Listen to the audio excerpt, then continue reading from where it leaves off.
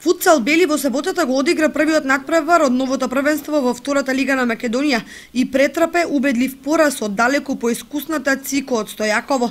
Во интересен и возбудлив надпревар, како што знае да биде футсалот, Бели му пружи солиден отпор на Цико, приближувајќи се во еден момент на само 2 гола негатива, но гостите од Стојаково, само благодарение на изворедниот Маринковик, не дозволи изненадување.